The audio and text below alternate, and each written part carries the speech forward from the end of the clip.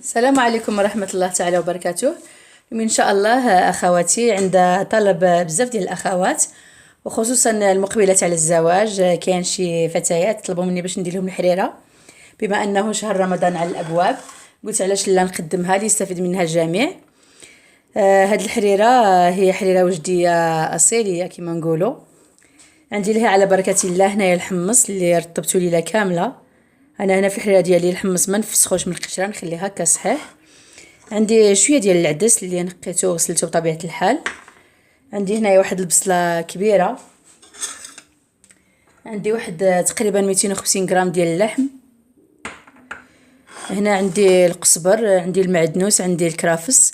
وانا في العاده ندير حتى نعناع الحر، ولكن ما راش متوفر عندي. النعناع الحر في المنطقه الشرقيه معروف، ولكن في الجهات ديال الغرب والشمال ومهم والجنوب يسميوه بالنعناع العبدي، هو النعناع الحر حنايا عندنا.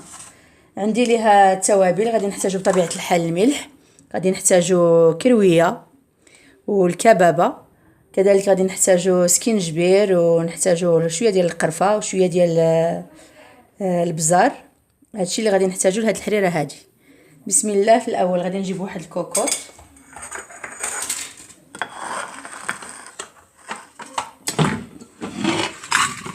غادي نجيب هنا الكوكوط، غادي نديرو فيها هاد الحمص هذا اللي سبق لي ونقيته وغسلته مزيان. بسم الله. هاد الشكل اللي انا درت هنا الحمص. غادي نضيف العدس اللي غسلته حتى هو واستقطبته. نضيفوا العدس هنا لهاد الحمص اللي عندنا.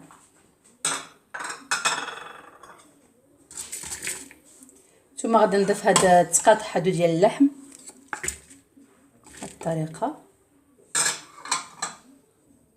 غادي نجيبو هنايا واحد البصله اللي غادي نحكوها، غادي نحكو بصله فوق هاد العناصر هادي. بسم الله.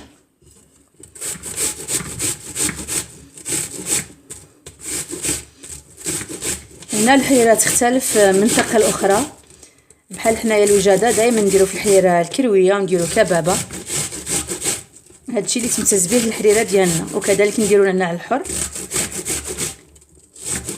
المهم اني هنا نحكو هاد البصله مزيان.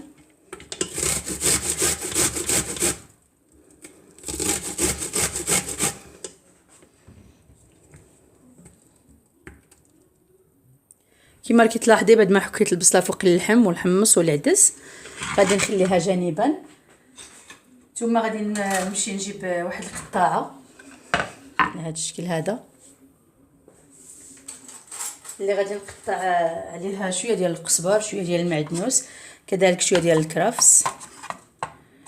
انا هنا غادي نقطع غير شويه منه، يعني غير هاد الاجزاء اللي عندي شويه غلاظ، هاد الشكل، يعني غير الاطراف كما نقولوا هاد الشكل.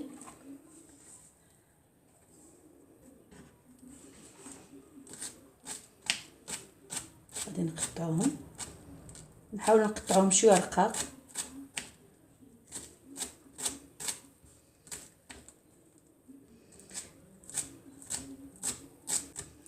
هاني هنايا نقطع هاد الاطراف ديال القزبر بهذا الشكل هذا.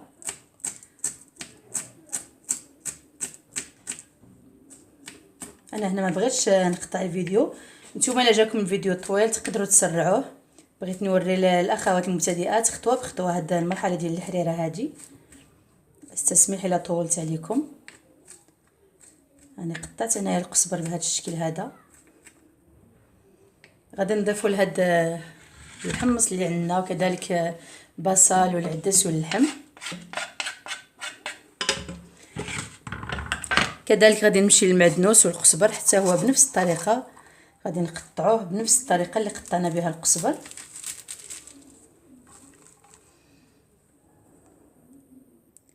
كذلك بعد ما قطعت هذا الكرافس والمعدنوس بنفس الطريقه اللي قطعت بها القزبر، غادي نضيفوه هنا في هذا الكوكوط هذه.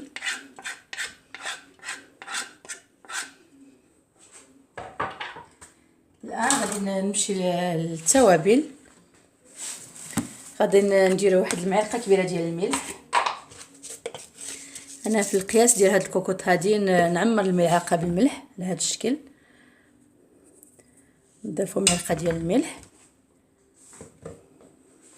كذلك غادي ندير نص معلقه تقريبا ديال الكرويه مطحونه على هاد الشكل.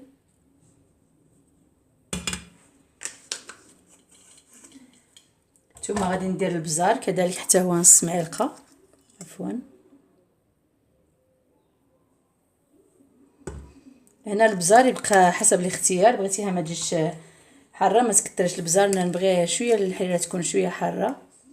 ندير واحد شويه ديال القرفه تقريبا واحد نص معلقه او راس معلقه عفوا ديال القرفه. كذلك غادي ندير سكينجبير تقريبا، غادي ندير واحد نص معلقه كبيره ديال سكينجبير. نضيف واحد شويه.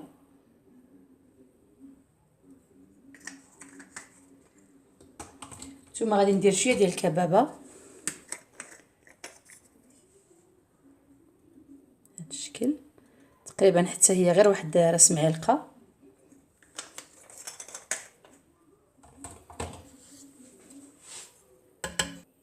هنا غادي نضيف الملون، تقدري ديري الخرقوم ولكن الخرقوم ما يعطيش اللون الحريره، تجي بحال اللي تجي بيضاء او تجي باهته. انا نفضل ندير الملون، ما فيها باس الا درناه مره ماشي دائما.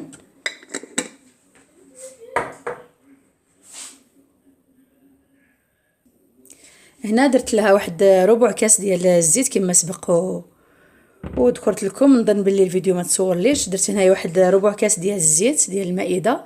كذلك درت لها واحد 3 يطروح ديال الماء بارد من الروبيني او من السقايه.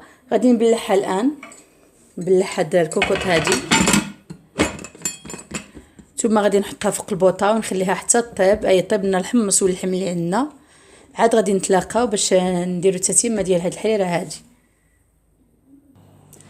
هنا اختي الكريمه انا قطعت القزبر اللي بقالي بعد ما درت الكوكوط راه طيب. قطعنا القزبر بهذا الشكل هذا، غادي نخويه هنايا في هذا الاناء.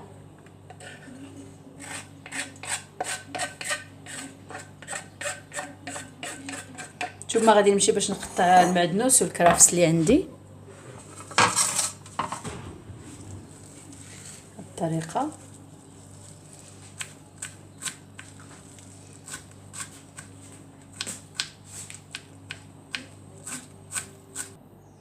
غادي نضيف الكرافس والمعدنوس هو الاخر القزبر اللي عندنا اللي سبق وقطعناه.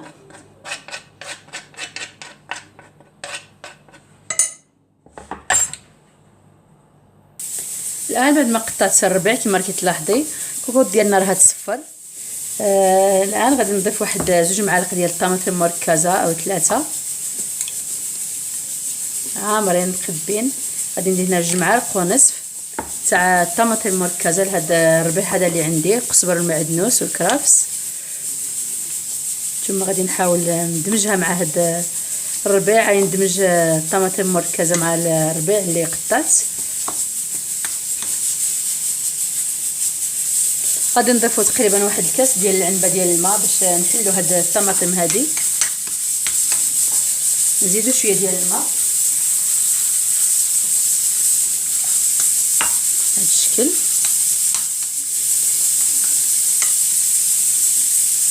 الان غادي نضيف نفس التوابل او نفس العطريه اللي درنا في الكوكوط، غادي نديرها هنايا في هاد الطماطم مع الربيع.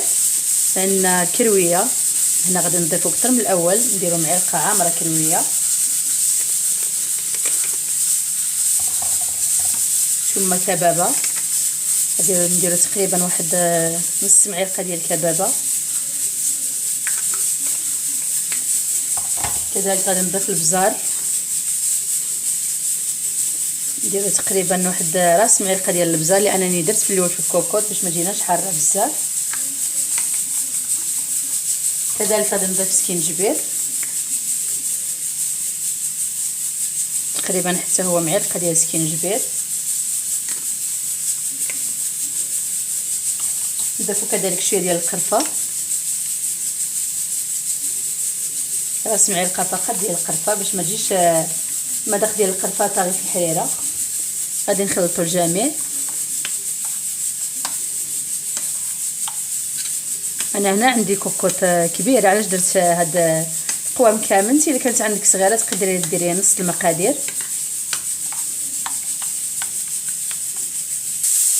انا عندي هنايا الخميره البلديه، شويه ديال الخميره البلديه، غادي نضيف لها شويه ديال الطحين، ثم غادي نخلط مزيان. هاد الخميره البلديه هي السر في الحريره، تعطينا واحد اللذه واحد المذاق رائع. غادي نخلطوا الفرينه او الطحين مع هاد الخميره البلديه هذه مزيان.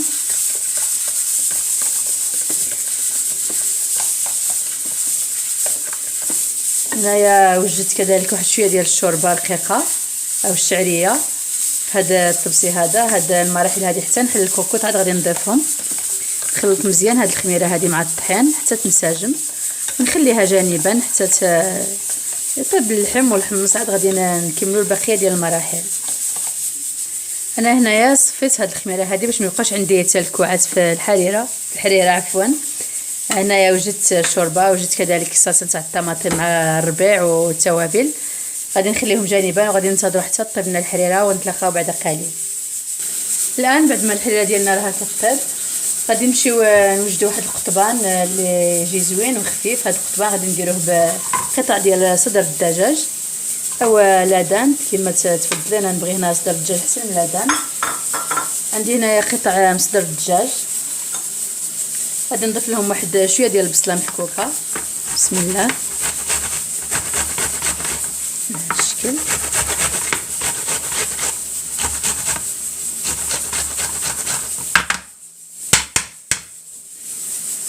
لهم البصله محكوكه، ثم غادي نضيف لهم هنايا واحد 2 معالق تقريبا، معلقه ديال القزبر، معلقه ديال المعدنوس. كذلك غادي نضيف واحد 3 أو 4 ديال الفصوص ديال الثوم اللي محكوك. بالشكل غادي نضيفو كذلك شويه ديال الملح على حساب الدجاج اللي عندنا. نضيفو كمون، معلقه صغيره ديال الكمون او الكمون. نضيف واحد شويه، نديرو شويه ديال التحميره. مهم هي التوابل يبقاو حسب الرغبه ديالك، بغيتي تكثري بغيتي تقلي. نضيفو كذلك البزار،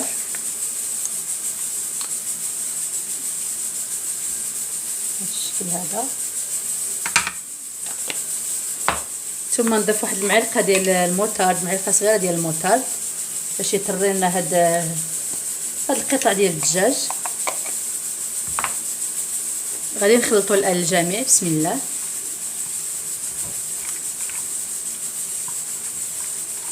بهذا الشكل هذا.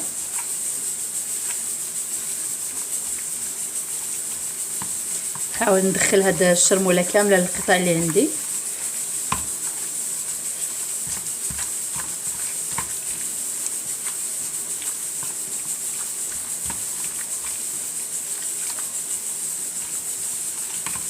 على هذا الشكل. ثم غادي نخليه يرتاح تقريبا واحد ربع ساعه. انت الا كان عندك الوقت تقدري ديريه في الصباح او في العشيه، مهم لا ليله كامله تخليه يترقد. شحال ما شرب هذا الشرموله هذه كيجي لذيذ وزوين. هنا غادي نخليوه يترقد واحد ربع ساعه كما سبق ذكرت لكم، عاد غادي نديروه باش نشويوه. الان هنا فتحنا الكوكوط، غادي نضيف لها شويه ديال الماء سخون. الحمص واللحم هنا طابوا عندي، لذلك غادي نكمل تتمه الوصفه. غادي نخليوها تغلي واحد شويه، عاد نضيفوا لها الربيع اللي عندنا.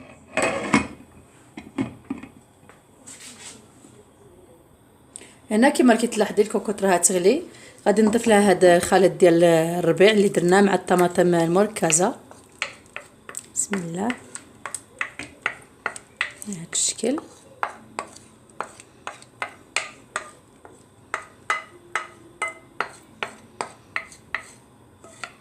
نحاول ما نخلي حتى شويه في هذا الصحن هذا اللي عندي.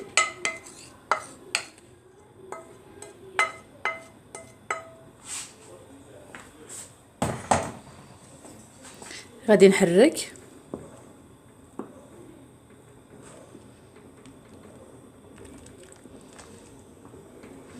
ثم غادي نخليه حتى يغلي كذلك هذا الخليط. من بعد عاد غادي نديرو الشعريه او الشوربه ونديرو الخميره اللي عندنا. الان كما راكي تلاحظي الكوكوط راها تغلي. غادي نضيف هاد الشعريه او هاد الشوربه اللي عندي، شوربه رقيقه. ثم غادي نخلط مباشره. بعد ما رميناها غادي نضيفوا الخميره اللي عندنا. بسم الله.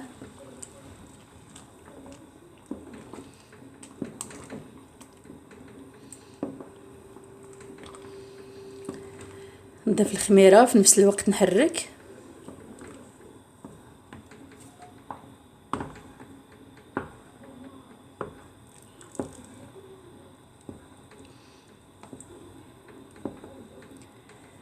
غادي نبداو نحركوه باش ما يتكورش هاد الطحينه وهاد الخميره اللي عندنا. انتي الا ما لقيتيش الخميره تقدري ديري الطحين فقط. ديري شويه ديال الماء وديري فيه الطحين وتضربيه مزيان وتضيفيه لهاد الحريره اللي عندنا. غادي نبقى نخلط. بعد ما خلطت غادي نرد عليها الغطاء او المغطى ديالها. مره غادي نتفكروها ونحركو مره حتى توجد لنا هاد الحريره هذه اللي عندنا.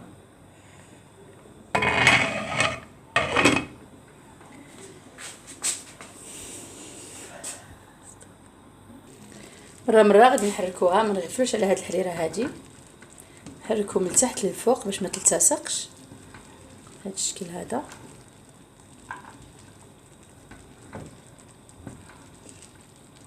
غادي نخليها على نار متوسطه باش طيب لنا هاد الخميره هذه اللي ضفناها على خاطرها. ثم غادي نرد عليها المغطى ديالها او الغطاء، نخليوها كذلك تكمل الطياب.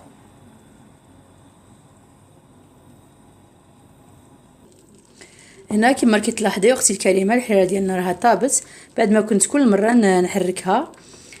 يعني من ما يبقاش فيها داك الرغوه او هذيك الكشكوشه اللي دير نتاع الطحين نعرفوا بلي الحريره راها طابت. كذلك من الشوربه الطيب اللي فيها. غادي الان نطفي على البوطه. غادي نخليوها واحد شويه تدفى ونقدموها في الغرافي مع القطبان ديال الدجاج اللي درناه. هنا بعد ما طابت الحريره انا درت القطبان هنايا في هاد العواد هادو. نستنى الفخر حتى يشعل وغادي نشويهم عاد نقدموهم مرافقين مع الحريره اللي درناها. ها هي اختي الكريمه الحريره ديالنا بعد ما وجدت كذلك القطبان. انا هنا درتها في واحد الغرافي صغار او زلايف صغار. رافقتها بالحامض، كاين اللي يبغي الحريره حامضه. كذلك رافقتها بالقطبان ديال الدجاج. نتمنى ان شاء الله تعجبكم وشهيه طيبه والى الملتقى بحول الله.